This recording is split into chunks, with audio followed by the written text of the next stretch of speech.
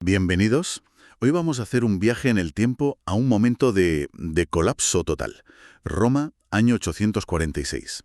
Uf, un año complicado. Complicadísimo. Imagina la escena. Los sarracenos acaban de saquear la ciudad. Pero no un saqueo cualquiera. Es que han profanado las basílicas de San Pedro y San Pablo.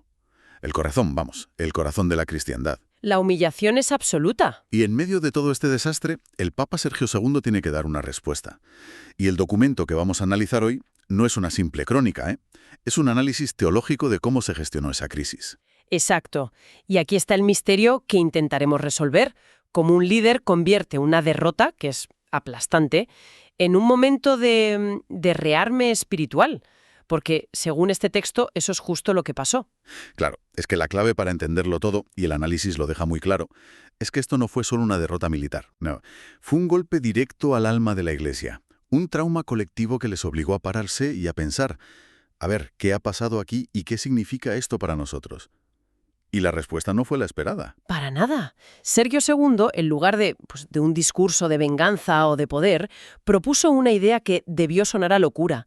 Sostenía que la Iglesia no se muere cuando la hieren, sino que, de alguna forma, renace precisamente desde esa herida. Desde la herida. Eso es potente. Hay una frase suya, de una homilía, en medio de las ruinas, que lo resume todo.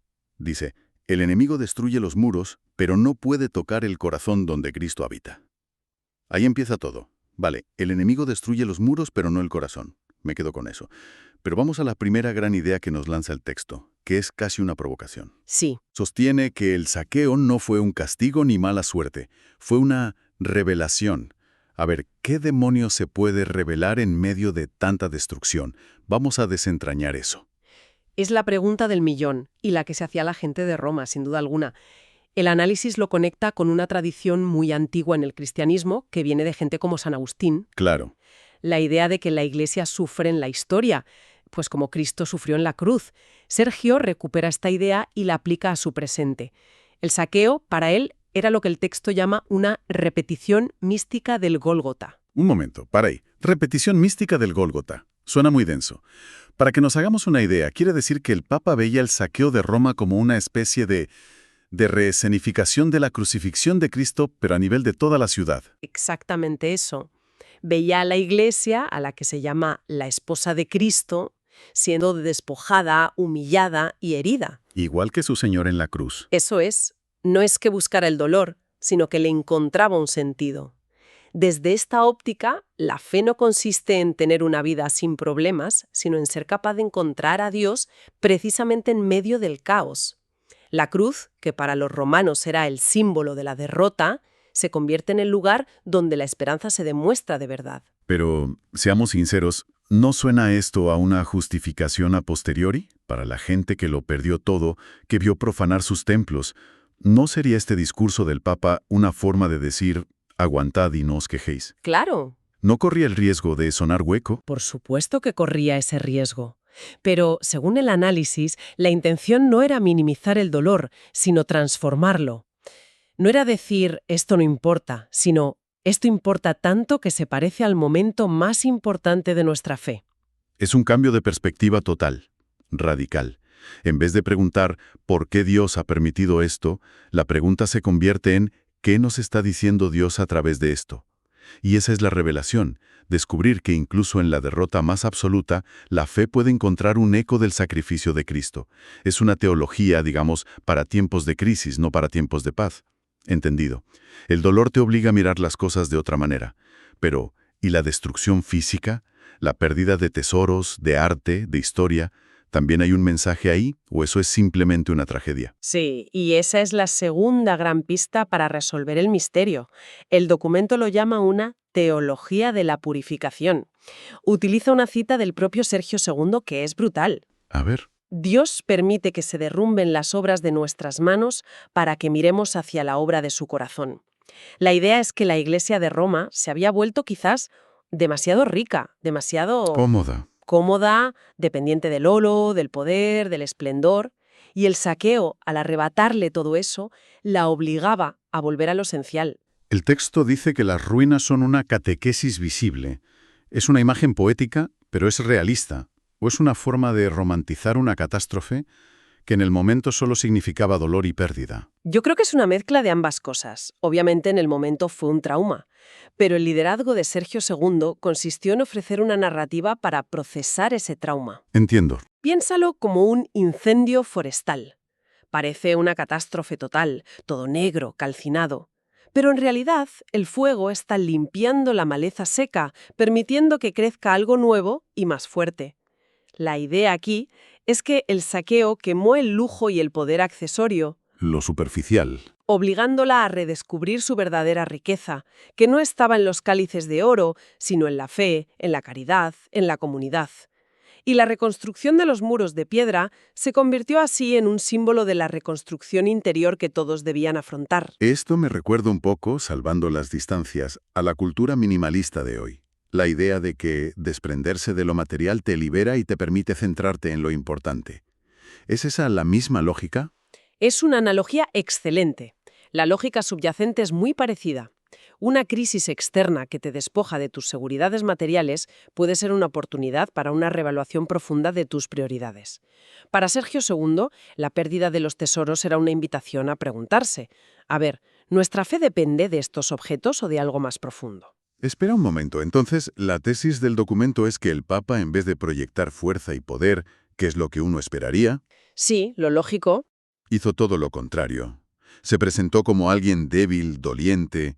¿Por qué haría algo así? Parece una estrategia suicida en la Edad Media.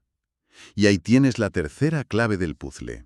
Un modelo de liderazgo completamente contracultural. Cualquier otro rey o emperador de la época habría llamado a las armas, a la venganza. A una cruzada. Habría dado un discurso de poder para levantar la moral. Sergio II, en cambio, propone gobernar desde la cruz. Esto significa que no se aísla en su palacio. Asume el dolor de su pueblo como propio. El análisis cita una metáfora que él mismo usaba, la del buen pastor. Sí, la he leído. El pastor no se salva dejando a las ovejas, sino quedándose con ellas en la noche. Esa imagen es brutal, quedándose con ellas en la noche. Te hace pensar en qué esperamos hoy de nuestros líderes cuando las cosas se ponen feas, ¿verdad? Totalmente. Pero a nivel teológico, ¿qué significa eso de gobernar desde la cruz? Significa que la autoridad del líder no emana de su poder, sino de su capacidad de compartir el sufrimiento de su gente. El texto lo llama una mediación de la gracia.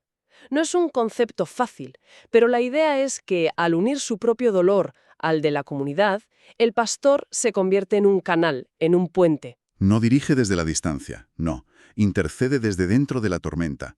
Es un concepto que ya estaba en la tradición, por ejemplo, en San Gregorio Magno, que decía: «Quien gobierna debe morir cada día por aquellos a quienes sirve». Es liderazgo como sacrificio, no como privilegio. Vale, hemos visto el sufrimiento como revelación, la destrucción como purificación y el liderazgo como sacrificio compartido. Pero todo esto junto me lleva a una pregunta inevitable.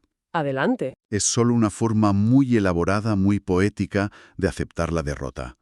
Una resignación glorificada. Ahí es donde el análisis da el giro final y presenta la cuarta y última clave: la esperanza pascual. La clave es que el modelo no es solo la cruz, el Viernes Santo. Claro. El modelo completo es la cruz y la resurrección. Para Sergio II, el sufrimiento no era el final del camino, sino el paso necesario para llegar a una fe más fuerte, más purificada. Hay una afirmación suya que recoge el texto que es casi un desafío. Las piedras de Roma caerán muchas veces, pero la fe de Pedro nunca será derribada. Que es la gran pregunta que se hacía todo el mundo entonces. ¿Cómo ha podido Dios permitir que profanen el mismísimo centro de la fe? Si Dios está de nuestro lado, ¿por qué perdemos de forma tan humillante? Y la respuesta que da Sergio II, según este análisis, es puro evangelio. La verdadera victoria de la fe no se demuestra evitando el dolor, sino transformándolo en testimonio. Ahí está la clave. La divinidad de la Iglesia no se prueba por su éxito terrenal, su riqueza o su poder, sino por su inexplicable capacidad de renacer de sus propias cenizas, una y otra vez.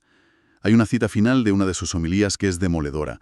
Dijo algo así: «Los enemigos creen que nos derrotan cuando destruyen nuestras iglesias, pero es entonces cuando la fe se vuelve más viva, porque ya no se apoya en el oro, sino en el espíritu». Es una bofetada a toda una mentalidad que identifica la fe con el éxito, la idea de que si te va bien es que Dios está contigo. Y él está diciendo que es justo al revés, Exacto. Que la prueba definitiva de la fe es cuando no tienes nada a lo que agarrarte salvo la propia fe. Exacto. Refuta de raíz esa teología de la prosperidad. Para Sergio II, la Iglesia es más ella misma cuando es pobre y perseguida que cuando es rica y poderosa, porque es cuando más se parece a su fundador. La derrota militar se convierte, paradójicamente, en una victoria espiritual, Increíble. porque demuestra que la fuerza de la Iglesia no reside en sus ejércitos ni en sus tesoros, sino en algo que no se puede saquear. Entonces, recapitulando las pistas del misterio, ¿cómo se transforma una catástrofe? Primero, viendo el sufrimiento no como un sinsentido, sino como un lugar de revelación. Un espejo de la cruz, sí. Segundo, aceptando la destrucción material como una purificación, una oportunidad para soltar lastre. Tercero, ejerciendo un liderazgo basado no en el poder, sino en la compasión, en quedarse en la noche con tu gente. Y cuarto, y último, entendiendo que todo este proceso doloroso no es el final. Sino el camino hacia una esperanza más fuerte, una esperanza pascual. La lección final que Roma aprendió, según este texto, es que la Iglesia no se sostiene por la solidez de sus muros, sino por la fuerza del amor crucificado que la habita. El fuego que destruye las murallas es el mismo que purifica el alma. Es la frase final del análisis, y creo que es el resumen perfecto. Lo es.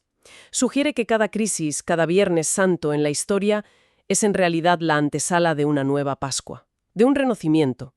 No es una visión optimista, porque el dolor es real, pero sí es una visión muy esperanzada. Pues gracias por acompañarnos. Esta exploración de una crisis del siglo IX plantea una pregunta que resuena con una fuerza increíble hoy.